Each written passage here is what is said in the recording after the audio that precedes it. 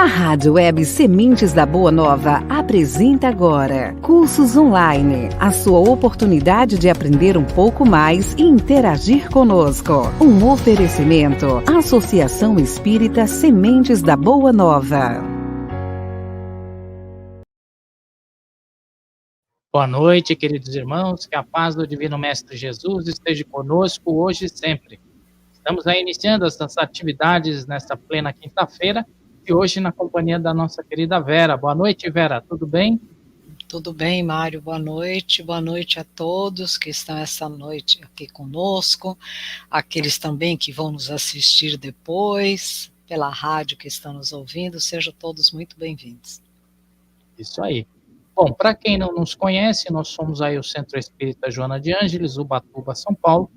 Como a Vera falou, nós temos também a nossa rádio web, Sementes da Boa Nova, com transmissão 24 horas no ar, tá certo?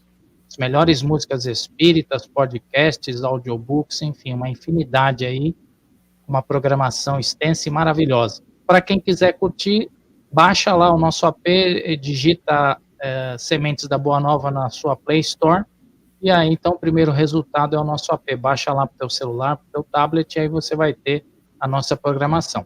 Além disso, nós temos também as atividades pela internet, além das nossas atividades presenciais, doutrinárias e sociais. Eu vou colocar para vocês a nossa vinheta e, na sequência, então, a gente inicia o estudo da noite. Então, vamos lá.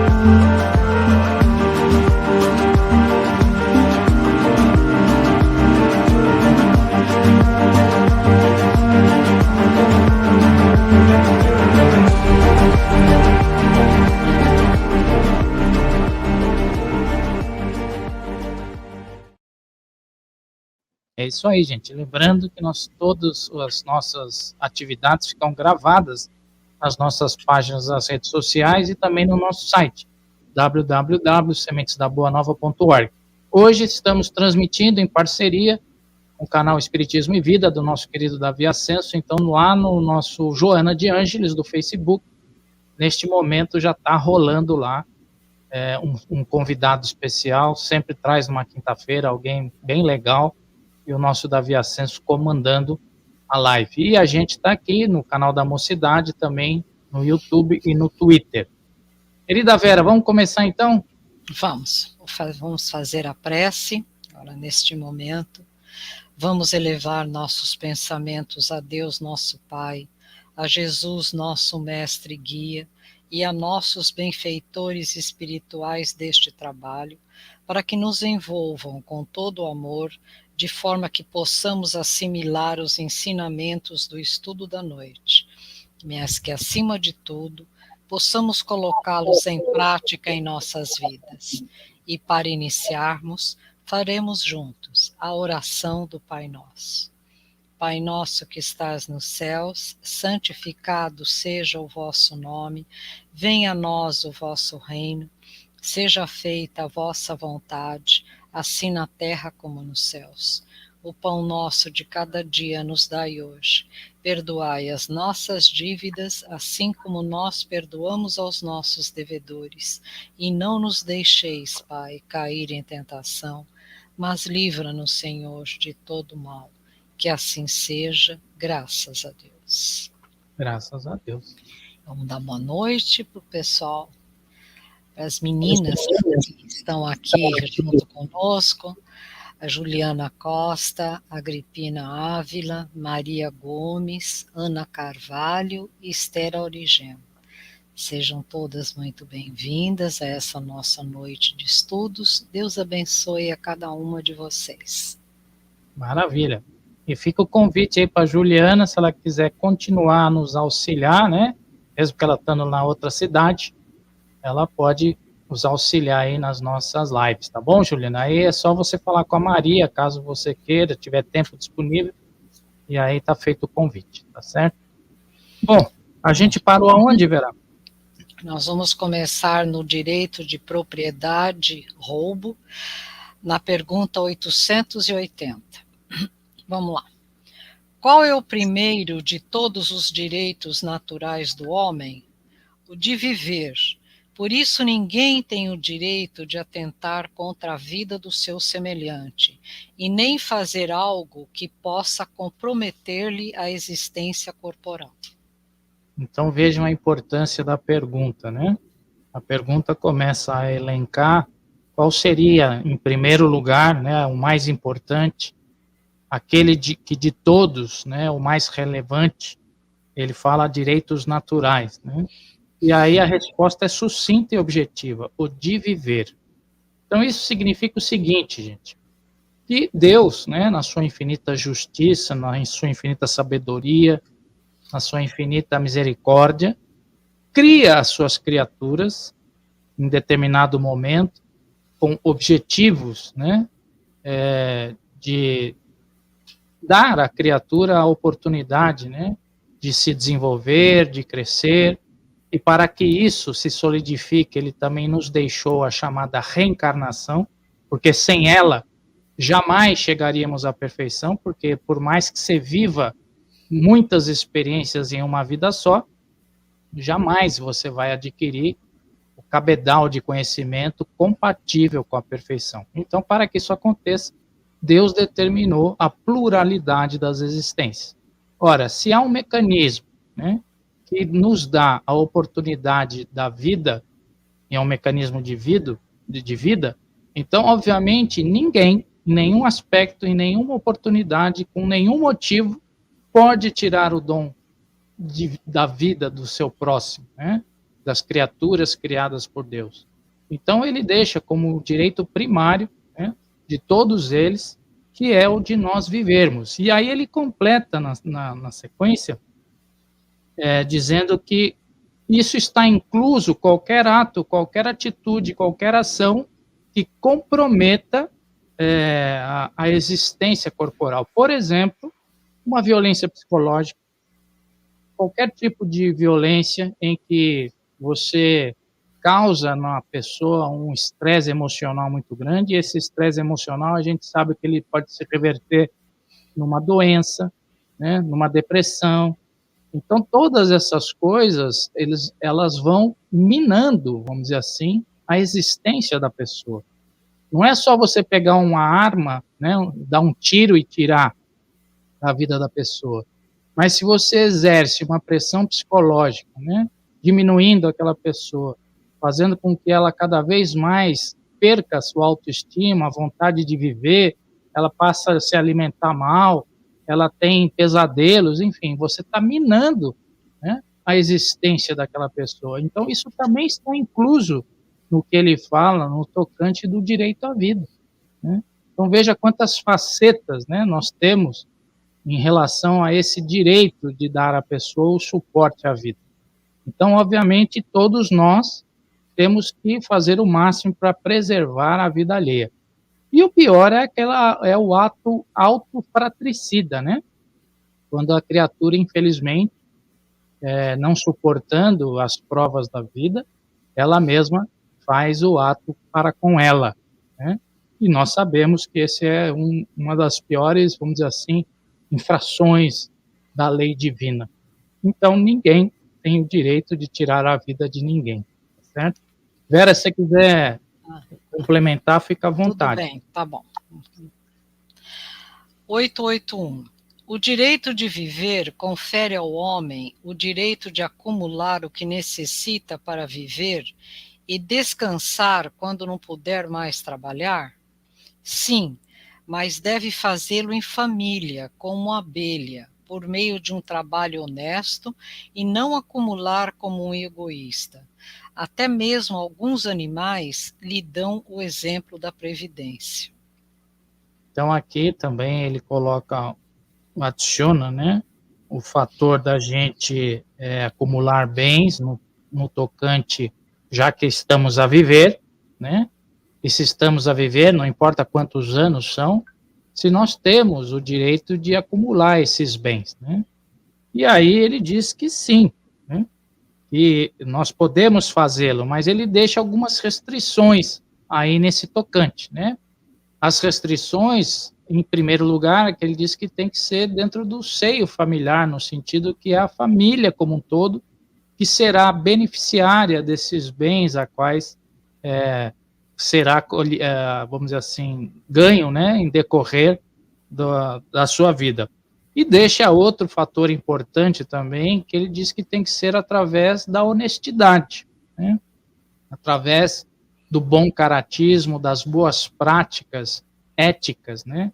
Quando a criatura começa a acumular bens, passando os outros para trás, mentindo, né, fazendo falcatruas e tantas outras estratagemas de ordem inferior, ele está abrindo brechas na lei de causa e efeito, a qual ele mesmo, lá na frente, seja nessa vida ou nas vidas subsequentes, arcará com as consequências, né?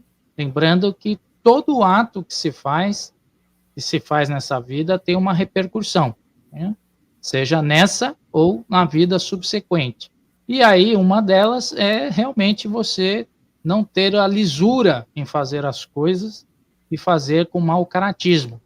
Então, consequentemente, você acumulará para o futuro débitos de ordem moral e, às vezes, né, em determinadas encarnações, vai passar por privações materiais e outras nesse sentido, tá certo? Tem uma perguntinha aí, entrou mais gente também. Primeiro deixa eu dar boa noite para Luci Helena Sintra, seja bem-vinda, Luci, Deus a abençoe. E a Ana Carvalho perguntou, quando o espírito se suicida, ele vira o void? Ô, Ana, se você quiser se informar mais a respeito do assunto, né, um dos melhores livros, né, que tem uma abordagem muito, vamos dizer assim, profunda a respeito do suicida, é o Memórias de um Suicida, da Ivone Pereira, né? E deixa bem claro lá que há vamos dizer assim, consequências de atos suicidas. A gente não pode classificar que, se suicidar vai ficar desse jeito, ou vai ficar daquele outro jeito, né? Então, cada suicídio tem uma característica e uma repercussão futura no seu corpo perispiritual. E nem sempre se caracteriza com o ovoidismo, tá certo? Para as caracterizações de ovoidismo, é necessário muitas, vamos dizer assim, considerações, vamos dizer, juntas no contexto para que isso aconteça. Então, se quiser se aprofundar no assunto, leia. E não é só a respeito de suicídio, porque esse livro tem muitas informações doutrinárias, né, Albert? É maravilhoso. Tem, né? tem. Ele é uma boa leitura, sim. Vale a pena, viu, Ana? Leia, sim. Deixa eu cumprimentar, entrou a Lília Zigrossi e a Marlene Balieiro. Sejam bem-vindas, Deus abençoe a vocês. Boa noite, gente, Deus abençoe. Vamos lá, 882. O homem tem o direito de defender o que economizou através do trabalho? Deus não disse, não furtarás? E Jesus, dai a César o que é de César? O que o homem economiza através do trabalho honesto é uma propriedade legítima que ele tem o direito de defender, pois a propriedade que é fruto do trabalho é um direito natural, tão sagrado quanto o de trabalhar e o de viver. Então, gente, aqui há questões bem sutis que nós precisamos considerar, né?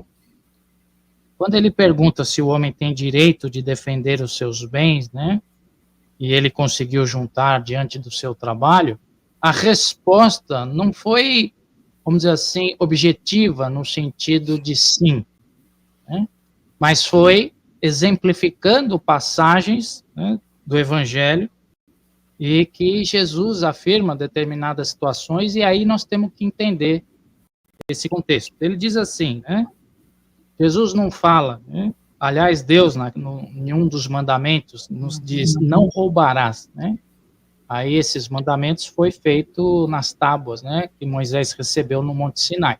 Um deles é não matarás e não roubarás.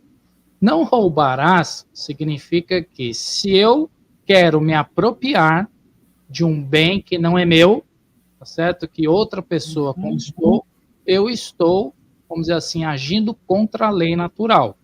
Então, já está dizendo que é um erro.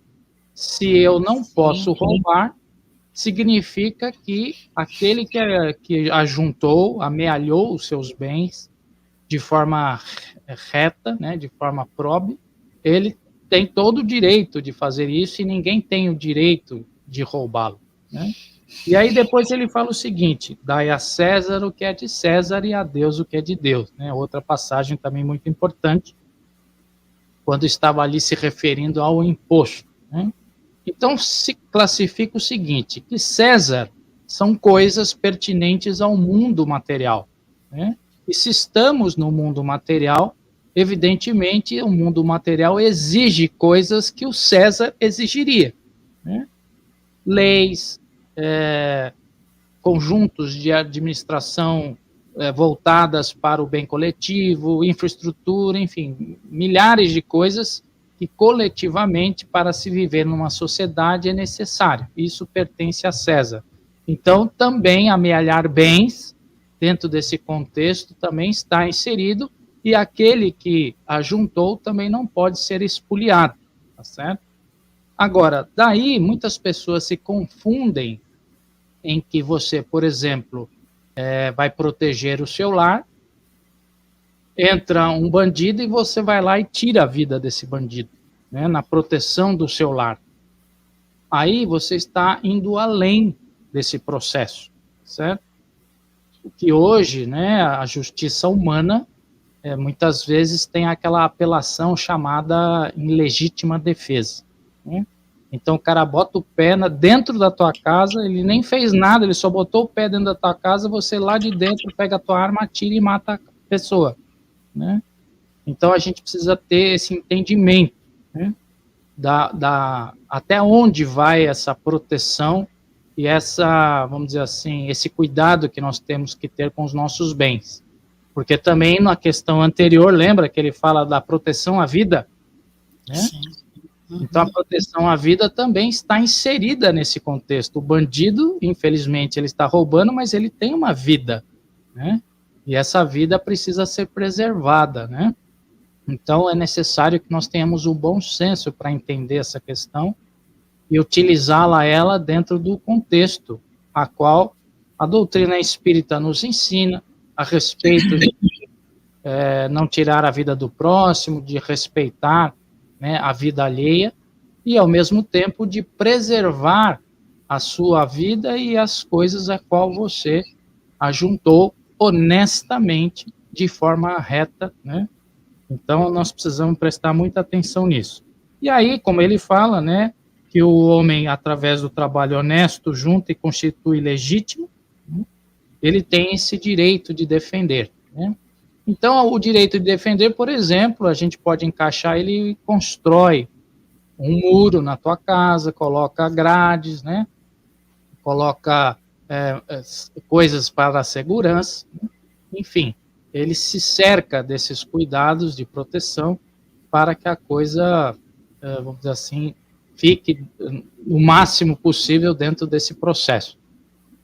E todo o trabalho que você faz de maneira visando, né, o acúmulo desses bens de forma espúria, de forma errônea, você entra numa sintonia também, vamos dizer assim, de ordem inferior, e lembrando, né, das leis das atrações, né?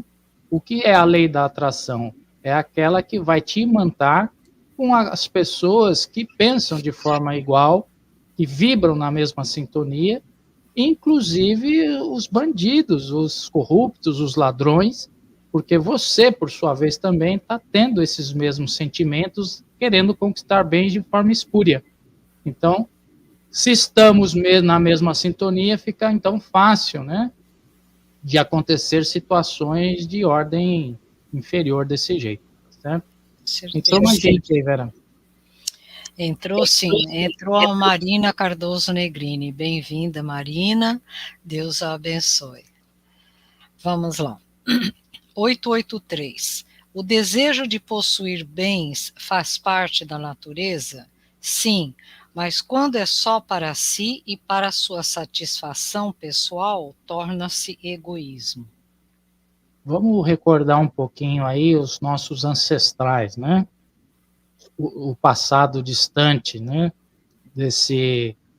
do reino hominal. Os primeiros hominídeos que apareceram na face da Terra, né, que eram muito parecidos com os primatas, e que, segundo, né, as leis evolutivas, nós de lá viemos, né?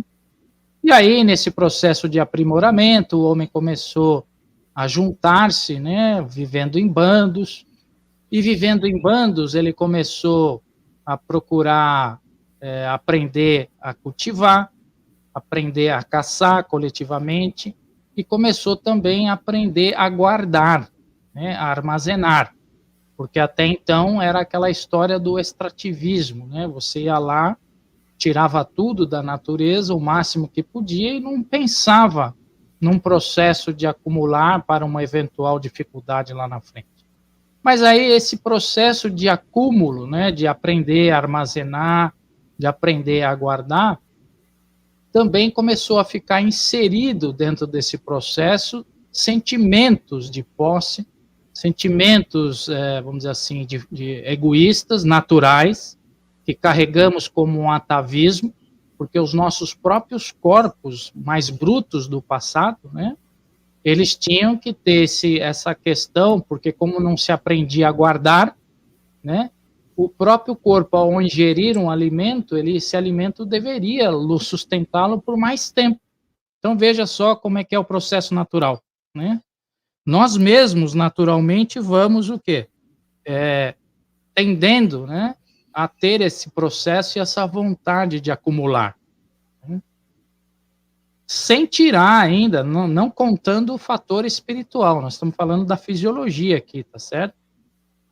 O fator espiritual, que também vai entrar no processo da conta, a partir do momento que o homem é dotado do livre-arbítrio, segundo o André Luiz, foi lá no período quaternário, né, no Pleistocênio, onde então o homem começa a discernir no sentido de julgamento, a partir das escolhas que ele inicia a fazer, muito de forma incipiente, mas ele começa o processo de escolhas, né? E esse processo de escolhas também está o quê? Atrelado às atitudes e ações respectivas pelas escolhas. Então ele vai aprendendo cada vez mais a escolher melhor, né? Então esse processo de escolhas vai também burilando, né, o seu espírito, que até então é muito egoísta, é muito materialista, só quer posses, acumulação, né? Então veja como o homem aos poucos vai lidando isso. Então é óbvio que esse negócio de querer, de possuir é natural, né, Vera? A gente Sim. carrega isso naturalmente, né? Isso é uma herança atávica do passado, né? Exatamente. Ainda tem mas os acumuladores, né, Mário? É, Ainda existem os acumuladores. Que a casa, superlotam a casa de tudo que eles conseguem coletar e não têm coragem de se desfazer daquilo. É verdade. E aí, o que acontece? Na medida, então, que o homem vai aprendendo a ser menos egoísta, né, aprendendo a ter menos posses, ele vai também evoluindo espiritualmente. Então, nós, hoje, né, estamos aqui encarnados, já com um determinado conhecimento, e esse conhecimento nos induz que nós não devemos acumular posses. Nós aprendemos que as verdadeiras posses, elas não são aquelas em que o verme corrói, né, as traças corroem, a ferrugem, aquelas que são perecíveis. As posses verdadeiras são de ordem o quê? Espirituais. Então nós precisamos aprender a dar a importância devida a essas posses. E isso só a encarnação que nos faz. Mas, impertinente a pergunta, é natural, sim, que nós carregamos isso aí, tá certo? Tem uma pergunta da Marlene. A Marlene. E quando o ladrão mata sem que o outro não faça nada? Lembra daquele outro adágio, né, Marlene, que Jesus fala, o escândalo é necessário, mas ai por quem ele vir? Como se enquadra essa máxima nesse caso que você falou, né? Aquele irmão, né, que não fez nada, né, que ele apenas deu lá o celular pro bandido, mas o bandido atirou de qualquer jeito, né, mesmo sem o outro ter reagido de nenhuma forma, esse irmão está perecendo de forma violenta, porque dentro do seu roteiro reencarnatório havia um reajuste de outrora, a qual ele deveria perecer de uma forma violenta, e que, no caso, a espiritualidade maior, veja só, a espiritualidade maior, tá certo? O conduziu àquele momento, naquela hora, para que aquele ladrão cometesse esse erro. Aquele ladrão poderia não ter cometido esse erro. Ele poderia ter não atirado. Ele estava dentro do processo chamado livre-arbítrio, né? E se ele não tivesse atirado, depois haveria outras, vamos dizer assim, situações em que esse irmão que deveria morrer iria ser novamente colocado nessa situação. Mas aquele que atirou, aquele é o escandaloso. Então aquele arcará com esse prejuízo moral em situação posterior lá na frente. Então, lembrando sempre que não há nada que aconteça pelo acaso, né? Não cai uma folha da árvore sem a permissão divina. E aquele que está atirando, que está cometendo o ato, está indo contra a lei divina e arcará com o peso, né, da sua ação. E aquele que estava inserido, no caso a vítima, resgatou mais um débito dentro da sua, vamos dizer assim, escala evolutiva, tá certo? Acho por aí, né, Vera? Isso por aí.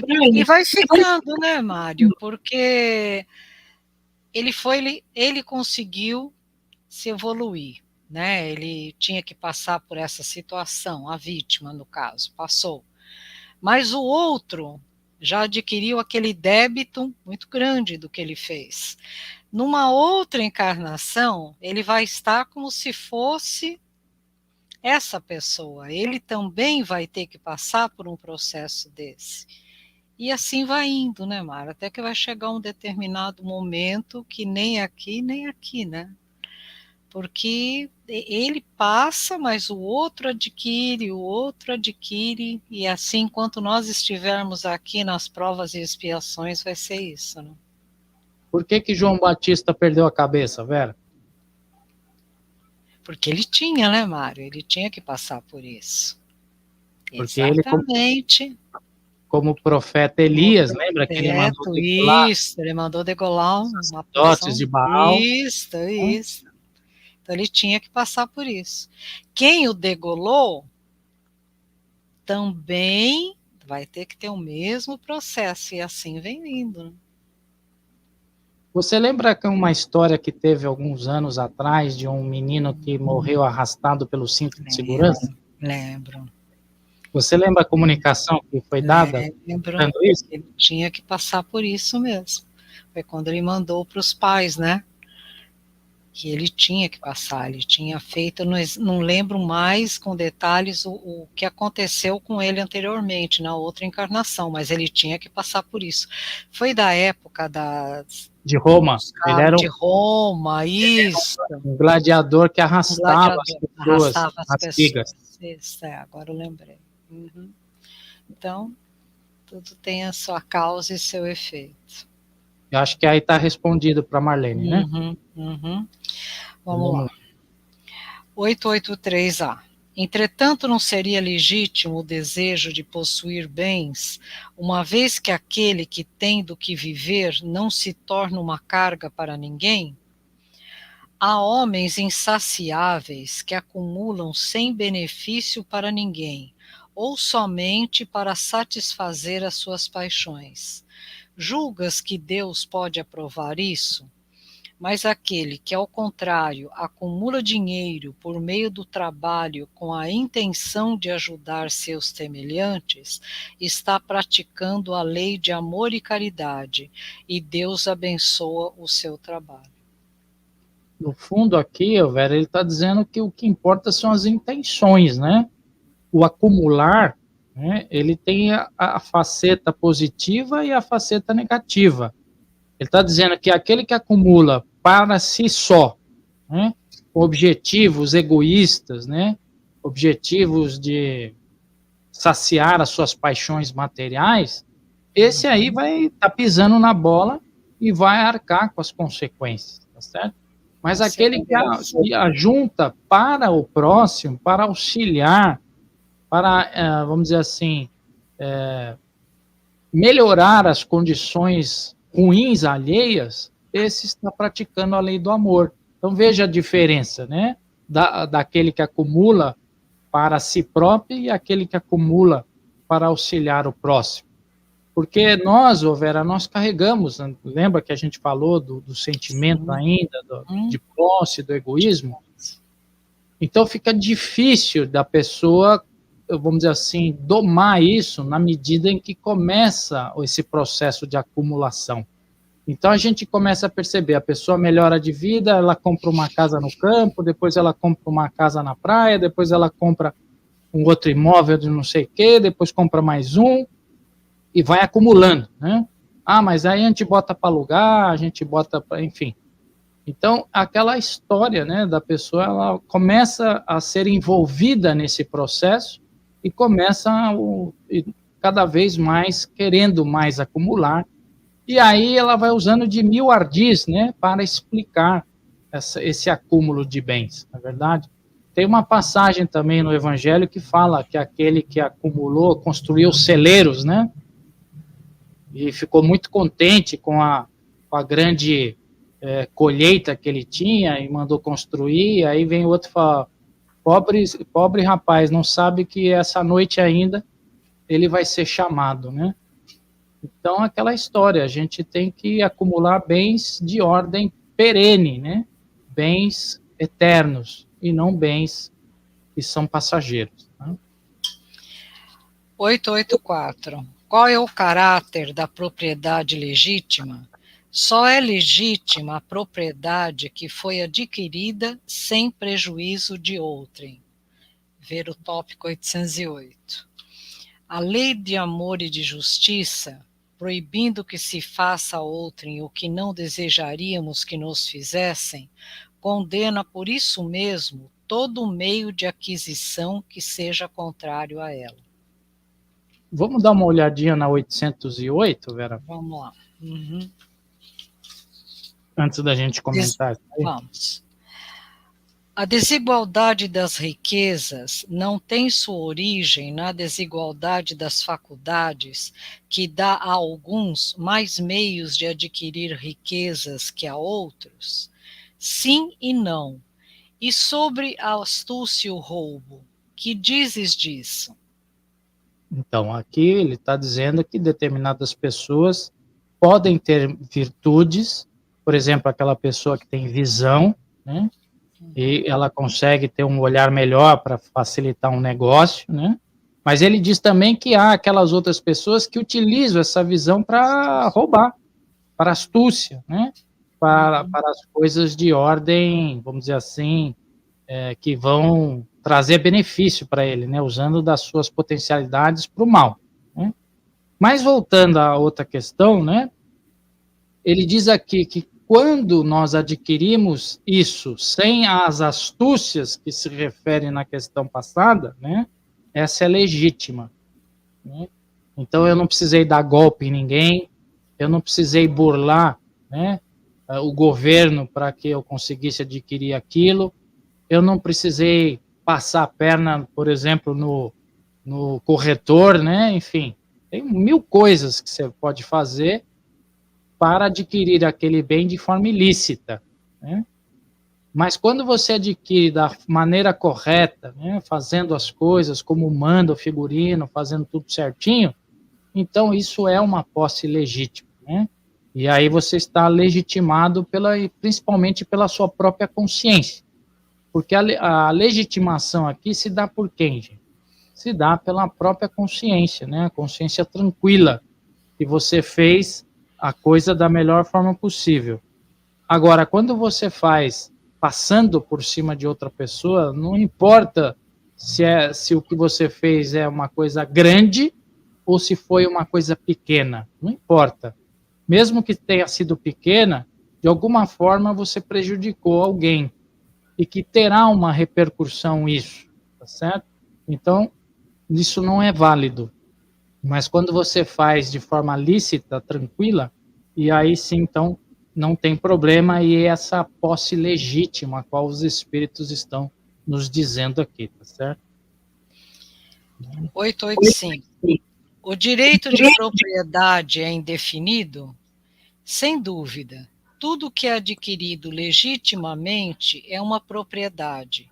Porém, como dissemos, por ser imperfeita, a legislação dos homens muitas vezes consagra direitos de convenção que a justiça natural reprova. Por isso, os homens reformam suas leis à medida que o progresso se impõe e que compreendem melhor a justiça. O que parece perfeito num século, parece bárbaro no século seguinte. Ver tópico 795. Sabe o que me veio à cabeça agora, Vera? Você lembra como chamava o pai da Abigail e do Estevão? Não. Você já tá pensando no que eu estou pensando, não tá? Sim, sim. Que vem aquele romano que usurpa de uma maneira absurda aquilo que o velho levou a vida toda para conquistar, né? Então, gente, imagina, né? Como era no passado em relação a essas posses e como elas poderiam ser retiradas de você por qualquer motivo banal, como foi no caso lá, puxa, o nome, eu não estou conseguindo lembrar o nome dele, mas se alguém lembrar aí, gente, coloca aí pra gente. Aí no chat para nós. Põe nos comentários. E aí o velho ficou tudo. Maluco, né? Tirou tudo que ele tinha, né? Sim. Perdeu a cabeça total, cara. E aí, enfim. o que ele diz aqui é que muitas situações, né, com o passar das civilizações, as leis mais justas, mais equânimes, vão tornando as posses mais definitivas, né, as coisas mais seguras. Porque até então, também vamos relembrar aí do tempo da Inquisição, né? Se você era considerado um herege, um blasfemo, o inquisidor poderia entrar na tua casa com uma ordem, né, judicial do próprio clero, porque o clero tinha poder de polícia e poder jurídico, né? E aí eles confiscavam seus bens, confiscava tudo que você tinha e te metiam numa cadeia, né? Simplesmente porque você não falava a mesma lei religiosa que eles queriam que você falasse. Então veja como havia essa instabilidade, né, em relação às posses. E com o tempo isso foi melhorando e está cada vez mais melhorando, né? E aí, quando ele diz que se é ilimitado o direito de propriedade, né, ele diz que de alguma forma mas também diz que a legislação humana é imperfeita nesse sentido. Então, no fundo, ele está querendo dizer que esse limitado, ele é dentro de um contexto. Por quê? Porque ele vai depender também do coletivo, das leis que regem ali aquele momento, aquela fase, né, da civilização a qual você está pertencente, e que, no fundo, os direitos, o bem maior mesmo é o bem de ordem espiritual, o de ordem moral, tá certo? E a gente vai, com o tempo, cada vez mais tendo leis mais justas e mais equilibradas. Tá? É isso aí. Vamos para a próxima? Vamos. Agora o tópico é caridade e amor pelo próximo. 886. Qual o verdadeiro sentido da palavra caridade, tal como Jesus a entendia? Benevolência para com todos, indulgência para as imperfeições alheias e perdão às ofensas. Antes de você ler o comentário, Vera, essa, gente, é uma das questões mais utilizadas dentro da doutrina espírita, né? Para dar sustentação em várias argumentações que se fala a respeito da caridade, enfim. Então, guardem bem isso, inclusive até surgiu uma espécie de colinha, né, que o pessoal fala de BIP, né? O famoso BIP, né? O que é o BIP? O que é o BIP, gente? Fala aí para nós. Vamos lá. Benevolência para com todos, indulgência com as imperfeições alheias e perdão das ofensas. Então, esses três, né, vamos dizer assim, atitudes ou virtudes, né, são as que caracterizam e elencam o que Jesus nos ensina a respeito da caridade, né? Então, você quer ser uma criatura caridosa? Você quer realmente ser uma pessoa que tem o DNA da caridade? Então, faça o BIP, né? Seja a pessoa a executar o BIP, que é uma das coisas mais difíceis, efetivamente, da gente realizar, né? Então, a gente tem que ter isso como modelo, como guia, mas é uma coisa que nós vamos conquistando com os processos evolutivos que a vida vai nos propondo. Então, agora tem o comentário, né? Sim. O amor e a caridade são o complemento da lei de justiça, pois amar o próximo é fazer-lhe todo o bem que pudermos e que gostaríamos que nos fosse feito. Esse é o sentido das palavras de Jesus. Amai-vos uns aos outros como irmãos. Só um pouquinho, Vera, só um pouquinho, né? Quando ele diz, gente, que a gente precisa fazer o próximo todo o bem que a gente desejaria que fizesse para nós, né? Essa é uma outra questão que a gente também precisa ir aprendendo a compreender a essência da coisa, mas principalmente de colocar em prática, né? Porque uma coisa é a gente querer bem da pessoa, né? Óbvio, né? Porque a gente já está num processo de evolução que a gente já quer o bem. Mas fazer ele no limite do bem que você gostaria que fizesse para você mesmo, aí já há vamos dizer assim, um abismo entre essa conotação de fazer todo o bem, o máximo que você poderia, e de você, eventualmente ou teoricamente, desejar o bem ao próximo. Isso não significa que não seja uma tarefa impossível de acontecer. É o nosso norte, é o nosso guia, mas a gente precisa lembrar sempre que esse máximo, né, é uma coisa que eu preciso me esforçar. Eu preciso tirar do âmago do meu ser essa vontade de querer efetivamente a fazer isso. Então, eu exijo de mim uma espécie de força a mais do que o comum, do que o usual, e isso realmente é a grande dificuldade, que nós ainda não conseguimos fazer isso. Vamos lá. A caridade, segundo Jesus, não se restringe à esmola. Abrange todas as relações que temos com nossos semelhantes, sejam eles inferiores, iguais ou superiores a nós. A caridade nos manda ser indulgentes, porque nós mesmos precisamos de indulgência. Ela nos proíbe humilhar o infortunado, contrariamente ao que se pratica com muita frequência.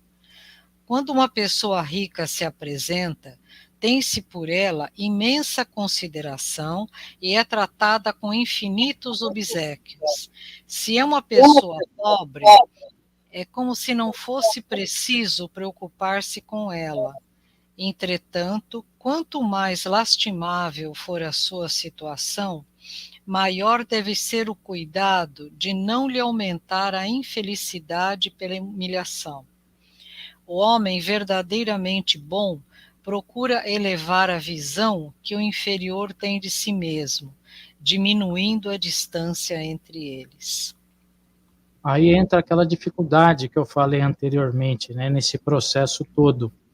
É muito fácil para nós, né, porque a gente carrega ainda esse egoísmo, né, que vem lá dos nossos ancestrais, enfim, carregamos esse sentimento ainda de não oferecer ao próximo aquilo que eu gostaria para mim, né? Porque ainda está dentro no íntimo do meu ser, no âmago da minha alma, ainda essa história de querer para mim mesmo, de eu ter vantagem, né? Mas na medida que eu vou me depurando e me melhorando, e essas situações vão aparecendo, eu vou aos poucos quebrando essas barreiras dentro de mim mesmo, né? Muitas vezes eu vou na rua, vem alguém mal vestido, né? Eu já acho que eu vou ser assaltado. A primeira reação que eu tenho, puxa, o cara vai vir me roubar, né? Eu já fico com aquela adrenalina, né? E aí o cara às vezes vem realmente porque está morrendo de fome, não tem outro recurso e pede, pelo amor de Deus, se você não pode pagar um café. Mas veja a sua reação interna, né? A sua predisposição a já ter esse sentimento. Então, essas coisas é que nós, aos poucos, vamos quebrando dentro de nós e vamos nos vencendo nesse processo, né? Essa é uma batalha contra a gente mesma, né? É uma batalha dura, onde o maior inimigo são as suas falácias morais que você carrega como ser eterno, né? E que você vai aprendendo a lidar com isso na medida que as experiências vão sendo propostas para você. Lembrando que essas experiências que vão sendo propostas, existe uma coordenação por trás. Essa coordenação é do plano espiritual, tá certo? A Maria falou aí, ó. Falar.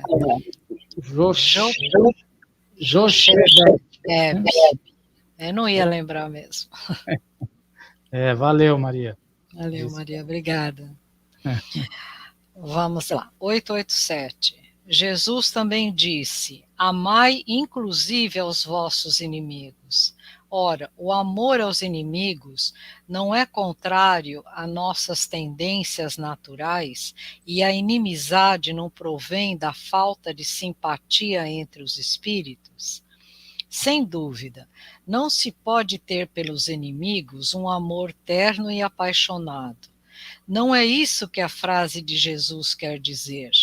Amar os inimigos é perdoá-los e retribuir-lhes o mal com o bem. Com isso, tornamo-nos superiores aos inimigos com a vingança. Com isso, tornamo-nos superiores aos inimigos. Com a vingança, colocamo-nos abaixo deles. Então, aqui, gente, a questão nós podemos nos aprofundar, né, nesse conceito, a qual Jesus pede para amar os inimigos. A questão, ela gira em torno da vida presente, a qual aquele inimigo que nos causa, né, o mais terrível constrangimento na hora que você está diante dele, né?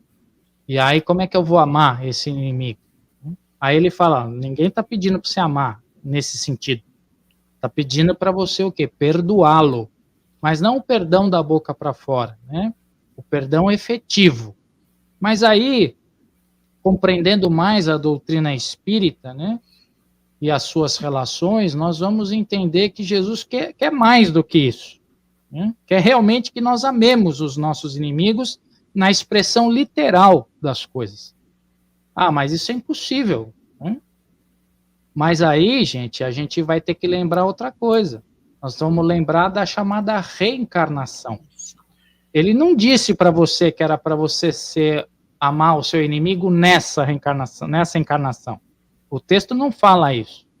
O texto fica em aberto.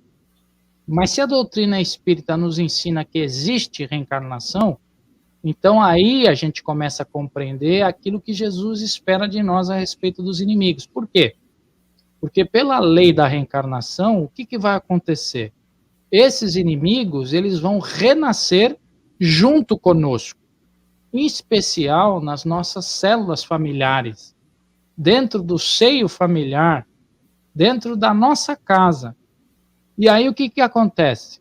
Na medida que aquele inimigo renasce no seio da tua própria casa e você é obrigado a conviver com ele diariamente, esse diariamente é a lição cotidiana homeopática que nós vamos tendo para ir tirando aquela animosidade que está intrínseca em nós, né? Às vezes tem uma mãe que tem 5 filhos. 2 filhos, ela não que ela não ame, tá certo? Mas ela tem menos paciência. Ela tem um olhar um pouquinho, enfim, né? A gente sabe que a gente carrega aquele sentimento dentro de nós. Mas são justamente esses 2 filhos que vão dar para a sua mãe o quê? Os maiores ensinamentos. Porque ela vai ter que ter mais tolerância, mais compreensão. E eu falo outras coisas também, como um pai para com seu filho, ou como uma esposa para com seu esposo, ou como irmão para com seu irmão, né? Então a família, gente, é o quê? É o cadinho das renovações do sentimento de outrora. Então é na família que os velhos inimigos vêm ao mesmo palco para aprender a se amar. E aí fica mais clara a propositura de Jesus, porque muitas vezes, né, numa encarnação só, eu não consigo amar aquele velho inimigo. Né? Eu tolero ele, né? Aquele parente que a gente tolera, né? Mas não é isso que Jesus quer, ele não quer tolerância, ele quer que a gente ame. E aí, então, obviamente, retornaremos no mesmo seio familiar, com outra agora condição, para que efetivamente, então, a gente ame. E aí nasce aquela amizade, né?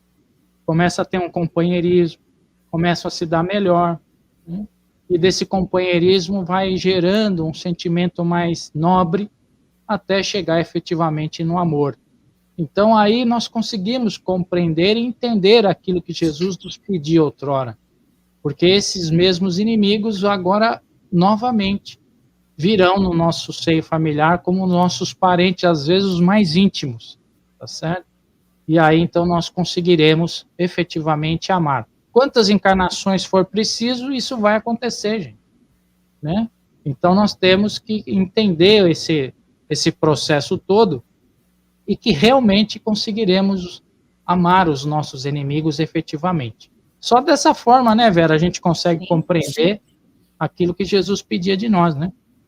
E já começar nessa encarnação, né? Que não é mesmo amar, não tem condição nenhuma na encarnação que se passou. Mas, como ele disse aqui, esse primeiro passo, vamos tentar não pensar mal, não odiar, não colocá-la numa posição realmente até pior. Tentar, se não dá para perdoar no momento, amar, mas que pelo menos não lhe faça mal. E se ele um dia precisar, você está ali para ajudar. Isso eu acho que já é um ponto para a próxima encarnação. Porque, não, nesta encarnação não vai dar mesmo? Deixa eu continuar odiando, ele que se vire. Não, eu acho que não. A gente já deve começar com isso. Especialmente se está até dentro de uma própria família, né? É o momento de a gente tentar se acertar. Como diz, né? Vamos acertar enquanto estamos aqui, né? Pelo menos tentar. E aí, Vera, a gente vê aqueles casos que apareceu aí nos noticiários essa semana do filho matar a mãe, né? Planejar e fazer, né? Então são situações em que a criatura não conseguiu represar o sentimento do passado, né? Foi uma coisa que piorou a situação. E aí, obviamente, também a situação dele piorou. Porque agora ele passa a ser o algoz, porque antes ele era a vítima, né? E agora ele é o algoz, né? Então, essas coisas que acontecem são realmente só o espiritismo dá essas explicações, né? Com lógica, com equilíbrio, etc. Entendimento. Deixa eu dar boa noite para Maria Tirlens. Seja bem-vinda, Maria. Deus a abençoe. É isso aí, Maria. Vamos lá. O que pensar da esmola? O homem reduzido a pedir esmolas degrada-se moral e fisicamente. Ele se embrutece. Numa sociedade baseada na lei de Deus e na justiça, deve-se prover a vida do fraco sem que ele seja humilhado.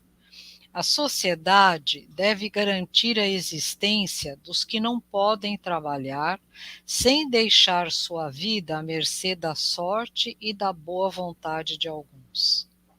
É isso que tem acontecido muito ultimamente, né? A gente tem visto muito dessas situações, das pessoas pedindo nos sinais, né? Pedindo nas ruas, e acaba sendo uma coisa meio que automática, ou a gente não dá, ou apenas a gente dá para se livrar logo, né? Da criatura. Mas poucas situações em que a gente para e pergunta por que ele está ali, né? Por que ele veio parar nessa situação, se interessar mais com o caso, né? E tentar de alguma forma soluções mais amplas, né? Então, um dia a sociedade como um todo, e ele está dizendo isso aqui, ela tem que ter essa visão, né? A visão mais geral de você reinserir aquela criatura num processo social em que, dando um suporte emocional, um suporte, enfim, né, de capacitação para que a pessoa não fique ali à mercê apenas do ato, né? Porque para a própria pessoa que está pedindo também é uma degradação moral muito grande. Quando ela chega no ponto de abandonar tudo e passar a pedir, é porque ela quebrou dentro dela algo encantado que estava ali e ela entrou num estado de tão baixa moral, tão baixa autoestima, que agora pouco importa pedir, né? Então fica um círculo vicioso.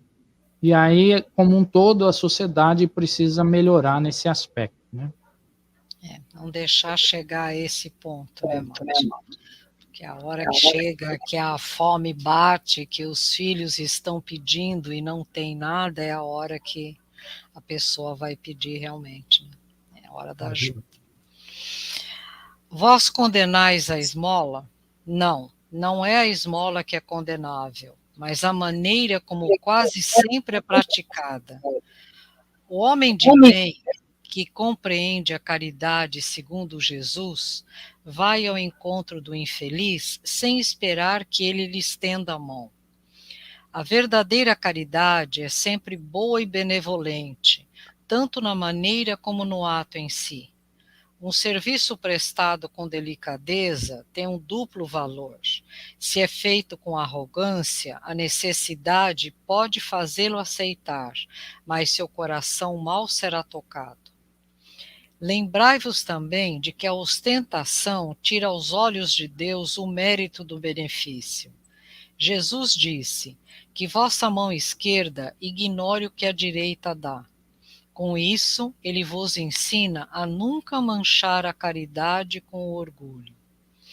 É preciso distinguir a esmola propriamente dita da beneficência. O mais necessitado nem sempre é aquele que pede. O temor de uma humilhação detém o verdadeiro pobre, e muitas vezes ele sofre sem se lamentar. É a ele que o homem verdadeiramente humano sabe ir procurar sem ostentação. Amai-vos uns aos outros, eis toda a lei divina pela qual Deus governa os mundos. O amor é a lei de atração para os seres vivos e orgânicos. A atração é a lei de amor para a matéria inorgânica. Só um pouquinho, Vera. Eu queria frisar essa última frase aqui, que ela é maravilhosa, né? E dali a gente tem que se espelhar e se esforçar para chegar a esse ponto. Ele diz assim: o verdadeiro pobre que muitas vezes sofre sem queixar, e é esse que o homem verdadeiramente humano sabe ir procurar sem ostentação.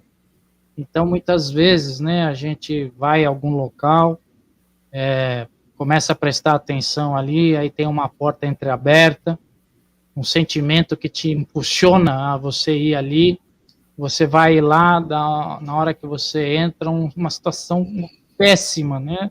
Daquele lar, uma pessoa no leito ali, gemendo com dor, sem nada para comer, enfim, né? Foi uma situação em que você vivenciou aquilo espontaneamente, você foi buscar, e a partir daquele momento, então, você auxilia aquela pessoa de uma forma efetiva, né? Então, essa é a verdadeira caridade, nesse sentido de você ir buscar, ir atrás, né, do sofredor, e, além de achar, executar aquilo que precisa ser feito. Nunca esqueçais que o espírito, seja qual for o grau de adiantamento e sua situação como reencarnado ou na erraticidade, está sempre colocado entre um superior que o guia e o aperfeiçoa, e um inferior perante o qual tem os mesmos deveres a cumprir. Portanto, sede caridosos, mas não somente procurando a caridade que vos leva a tirar do bolso a moedinha que lançais friamente a quem ousa pedir. Ide ao encontro das misérias ocultas. Sede indulgentes com os defeitos de vossos semelhantes. Em vez de menosprezar a ignorância e o vício, instrui e moralizai. Sede gentis e benevolentes para todos os que vos são inferiores, agindo da mesma forma em relação aos seres mais ínfimos da criação. Então tereis obedecido à lei de Deus. São Vicente de Paulo. Lindo isso, né, Vera? Lindo, realmente. É uma lição e tanto mesmo, que é o que nós temos que fazer. Aí, vamos aqui no finalzinho. Não há homens reduzidos à mendicância por sua própria culpa? Sem dúvida, mas se uma boa educação moral lhes tivesse ensinado a praticar a lei de Deus, eles não cairiam nos excessos que causam sua perdição. Disso, sobretudo, é que depende o aprimoramento de vosso grupo. No fundo, aqui, ele acaba dizendo que a sociedade como um todo, né, ela precisa participar mais.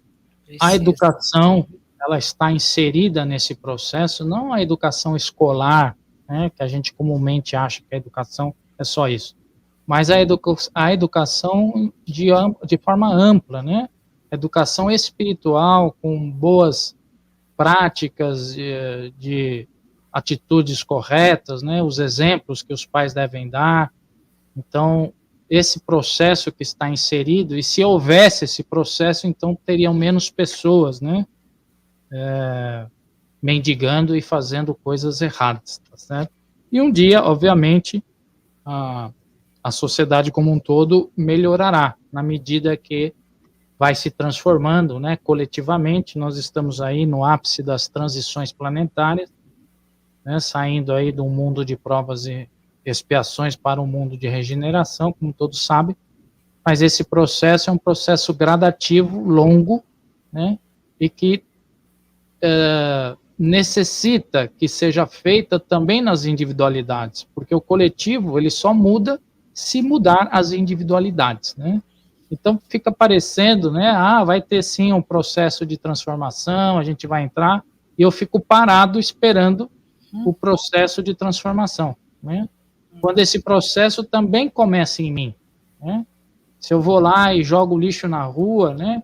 Se eu vou lá e cuspo na cara do cidadão, enfim, se eu faço coisas erradas, não devolvo o troco correto na padaria, como é que eu posso esperar o mundo de regeneração se eu mesmo não me regenero, não é? Então a gente tem que entender que esse mundo só vai acontecer quando o mundo interior também se modificar. Tem o que a Ana escreveu ali? Gente, não quero reencontrar meu ex na próxima vida. Tá certo. Depende, Ana. Bad news para você, viu? Bom, é isso, né, Vera? Vamos lá, sim, e vamos praticar a caridade. Está aqui o amor ao próximo, que eu acho que são as frases mais certas, é o amor ao próximo. E sempre fazer, se nós pararmos e pensarmos que vamos tratar o outro como nós gostaríamos de ser tratados, já seria um avanço muito grande. O mundo nosso já seria muito melhor, que cada coisinha você parar e pensar, será que realmente eu gostaria de estar passando por isso? Não é? Então, vamos lá. É isso aí. Vamos então fazer a nossa prece final. Ainda em sintonia com o plano maior, agradecemos por tão profundos momentos de luz e harmonia a reverter em nossas vidas através de nossas ações. E agora, com sentimentos de amor e gratidão, vamos emanar energias de paz e amor a todos os povos da Terra. Vamos vibrar por todos que sofrem ou passam por alguma dificuldade, para que sejam amparados e acolhidos com todo amor.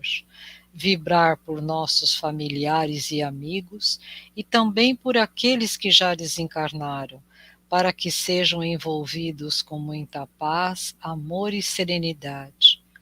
Que possamos buscar sempre estar em sintonia com o alto, tendo nos ensinamentos do Mestre Jesus a luz para nos guiar.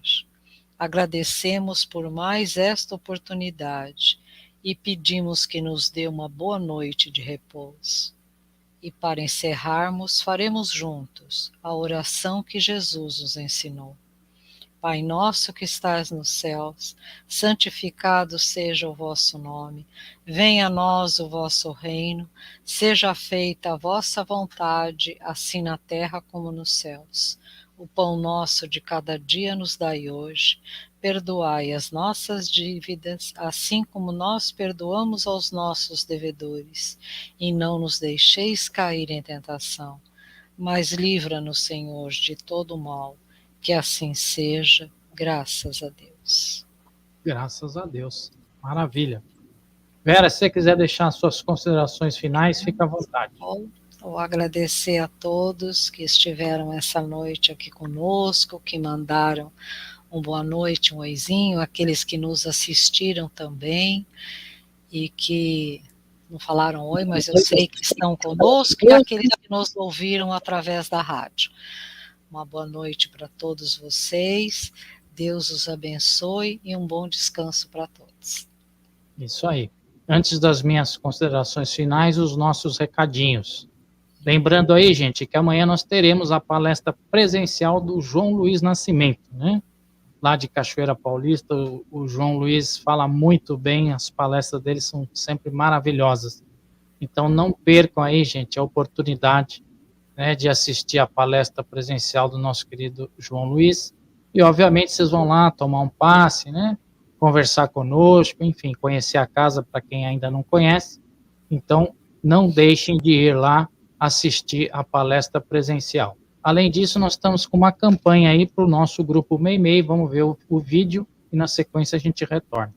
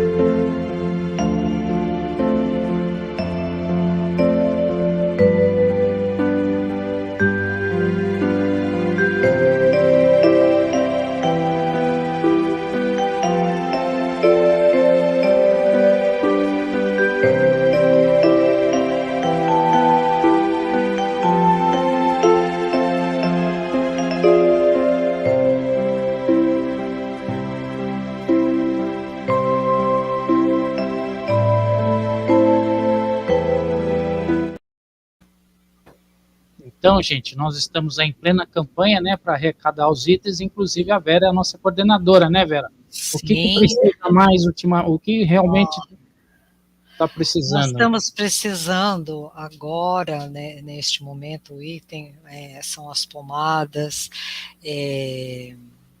o lencinho umedecido, sabonete e até lãs que não está ali, que se puderem nos ajudar para nós passarmos para aquelas nossas mãozinhas caridosas que fazem o enxovalzinho de lã, o casaquinho, touca, manta, quem puder nos colaborar, porque é um trabalho muito bonito, realmente é muito gratificante, nós ajudamos as mamães e nós fazemos com que esse bebezinho que chegue seja recebido com carinho, com o que as mãos caridosas fizeram.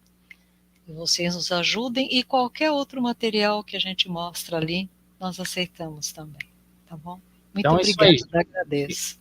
Quem puder ir pessoalmente, levar lá, né? E quem tiver em outro estado, outra cidade, mas está vendo que o nosso trabalho é sério, né? Um trabalho importante, tem aí o nosso Pix, né? Quiser colaborar, entra no nosso site, tem todas as informações lá, e aí vocês vão estar realmente ajudando a quem precisa, tá certo? Além disso, nós temos aí os nossos lançamentos, em breve também nós vamos ter o último lançamento do Metelo em papel, mas vamos ver aí os nossos e-books.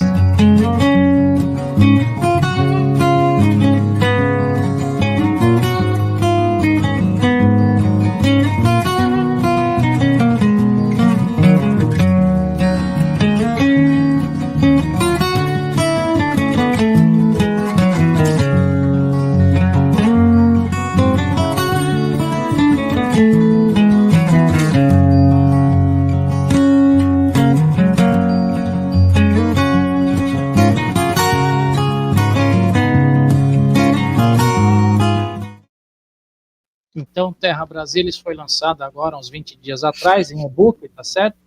Uma história emocionante a respeito da escravidão em São Luís do Maranhão, que a gente sabe que a escravidão no Brasil, em várias regiões, ela teve particularidades, né? Então, lá nessa região específica, foi uma escravidão muito diferenciada, e aí Metelo nos conta algumas histórias, sempre aquela questão da causa e efeito, né? Então, é um livro empolgante, né? Mexe com a gente. Eu tenho certeza que vocês vão gostar. Quem não gosta de ler em e-book, né? Tem um pouquinho de paciência, logo mais vai ter em papel, mas lembrando que as obras também nos auxiliam nesses projetos sociais, inclusive também no Meimei, como a Vera falou, e a gente conta sempre com apoio e ajuda de todos, tá certo? Então, Vera, mais uma vez, obrigado aí pela companhia, pela participação. Obrigado a você. É isso aí. Obrigado a todos que estiveram conosco. E amanhã tem mais, hein, gente? Não deixem de estar lá prestigiando a gente, ou quem não puder, assiste pela internet, tá bom? Então, tchau, tchau. Tchau, meus queridos.